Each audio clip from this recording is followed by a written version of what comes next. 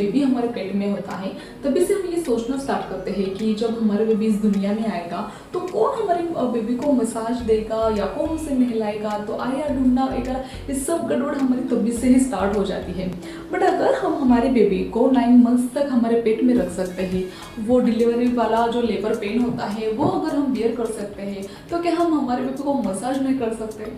Western countries में बहुत सारे बेबियों को तो मसाज भी नहीं करते, फिर भी उनकी जो ग्रोथ है वो नॉर्मली हो जाती है। तो बेबी मसाज ना ही सिर्फ बेबी के ग्रोथ के लिए या डेवलपमेंट के लिए होता है, बल्कि जो न्यू बॉर्न बेबी और न्यू पेरेंट्स होते हैं उनका जो बॉन्ड होता है उसे स्ट्रॉन्ग बढ़ने के लिए भी होता है।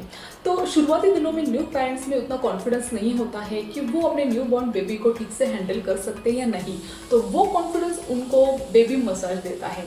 तो जब हम बेबी को न्यू बॉर्न बेबी को मसाज करने जाते हैं तब हमारे मन में डाउट होते हैं, जैसे कि हम बेबी को मसाज कैसे करें, मतलब जिससे वो हर्ट ना हो जाए, किससे करें, कब करें। तो ये सारे सवाल के जवाब आज हम हमारे वीडियो में देखेंगे। बट आगे जाने से पहले please like share subscribe our channel Being Mum and please hit the bell icon so that you won't miss any new videos. So let's get started.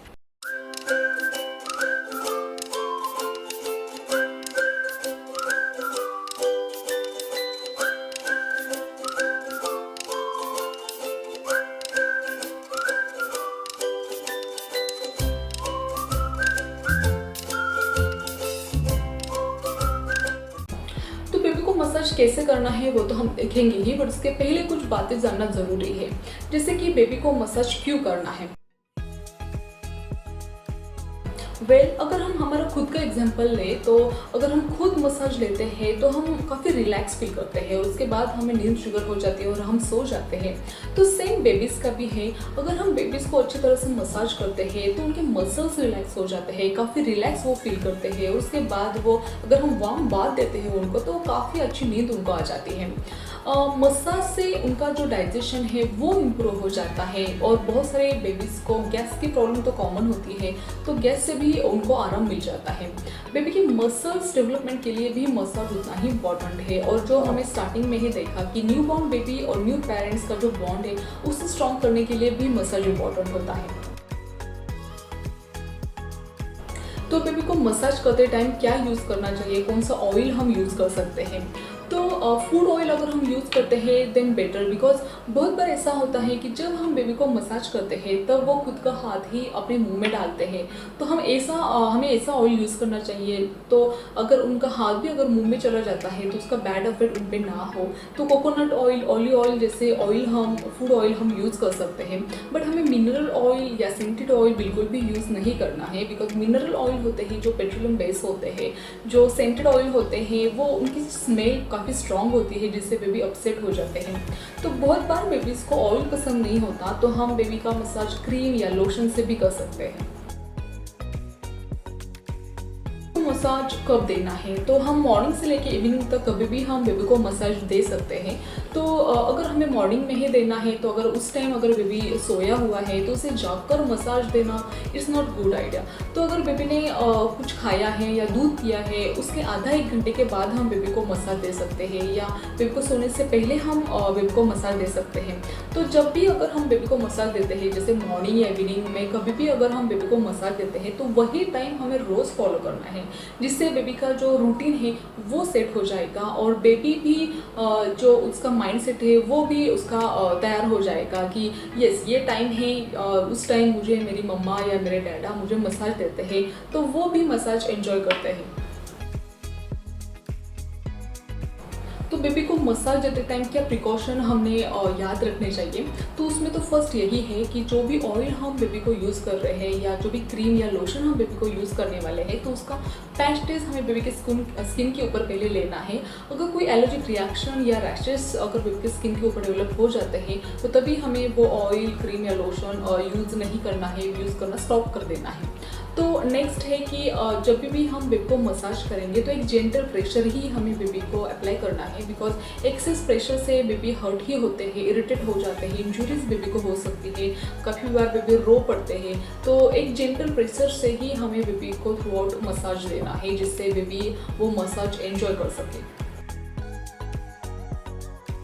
तो जिस रूम में आप बेबी को मसाज देने वाले हैं, अगर पॉसिबल हो तो उस रूम को थोड़ा सा डार्क करो, जो कर्टन है उसे बंद करो और एक साउंड म्यूजिक बेबी को मसाज के टाइम लगाओ, जिससे क्या होगा एक इन्वायरमेंट क्रिएट हो जाएगा। और अगर हम मसाज करते टाइम बेबी के साथ कम्युनिकेट करते हैं कि जैसे अगर हमने ऑयल लिया है हाथ पे, अगर उसे हम बताते हैं कि अब मैं आपकी मसाज करने वाली हूँ, तो ये एक वे ऑफ कम्युनिकेशन होता है बेबी के साथ, और जिससे बेबी इन्वॉल्व हो जाता है मसाज के प्रोसीजर से, तो वो एंजॉय भी करता है उतना। तो यस, बेबी के साथ बातें करते करते हम उसकी मसाज करेंगे। तो पहले तो हम उनके सिर का मसाज कर रहे हैं, तो बिल्कुल धीरे धीरे हमें उनका मसाज करना है, सर्कुलर मोशन में हमें मसाज करना है। तो बहुत बार ऐसा होता है कि जो बेबीज़ का जो सिर होता है वो थोड़ा बड़ा होता है, उसका शेप थोड़ा अलग होता है, जिसके कारण पेरेंट्स ट्राई करते हैं कि थोड़ा सा प्रेशर ज़्यादा अप्लाई करके उनका जो हेड का शेप है वो राउंड करने का वो ट्राई करते हैं। बट ऐसा कोई रिसर्च नहीं है कि मसाज से बेबी का जो सिर है वो राउंड हो जाता है, उल्टा उसका बैड इफेक्ट बेबी के ऊपर हो जाता है और बेबी ज़्यादा रोने लगता है, बेबी को हर्ट होता है। तो हमें बिल्कुल धीरे धीरे बेबी का सिर का मसाज सर्कुलर मोशन में करना है। सिर का मसाज होने के बाद बेबी के जो चिक्स और ईयर्स है उसको भी हमें सर्कुलर मोशन में ही मसाज देना है। बाद में अगर हम जब टमी पे आते हैं तब टमी का जो मसाज है वो हमें अप डाउन मोशन में करना है, और वो भी धीरे धीरे अगर हम 5-10 बार अगर हम ऐसा करते हैं तो बिल्कुल स्लोली हमें अप और डाउन करके मसाज कर देना है, जिससे बेबी का डाइजेशन इम्प्रूव होने में वो मसाज हेल्पफुल होता है। टमी का एरिया होने के बाद बेबी के जो दोनों हैंड्स है उसे भी हमें सर्कुलर मोशन में ही मसाज देना है। हैंड और टमी होने के बाद जब हम लेग्स के ऊपर आते हैं तो लेग्स को भी ऐसे सर्कुलर मोशन में ही हमें बेबी के लेग्स को मसाज देना है। और मसाज होने के बाद लेग्स को हमें एक साइकिलिंग एक्सरसाइज करनी है। तो 10 और 12 का अगर हम सेट करते हैं तो उस सेट में अगर हम बेबी को एक एक पैर को अगर साइकिलिंग करते हैं और बाद में दोनों पैर को अगर हम साइकिलिंग एक्सरसाइज करते हैं तो वो बेबी का गैस रिलीज होने में बहुत ही ज़्यादा हेल्पफुल होता है। तो जब हम बेबी को पलटते हैं और उनका बैक मसाज करते हैं तभी भी गैस रिलीज होता है, क्योंकि उनका पेट जो है पूरा सप्रेस हो जाता है और गैस रिलीज हो जाती है। तो उनका जो बैक है उसकी भी हमें अप और डाउन मोशन में ही मसाज करनी है। तो इस तरह से हम बेबी की सर से लेके पाँव तक अच्छी तरह से स्लो मोशन में मसाज करते हैं तो बेबी काफ़ी रिलैक्स फील करेगा। और आफ्टर मसाज हम बात देते हैं तो एक बात होने के बाद बेबी अच्छी तरह से सो जाएगा।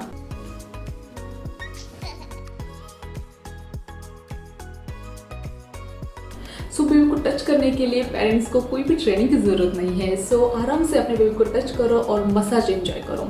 So thanks for watching. Happy parenthood.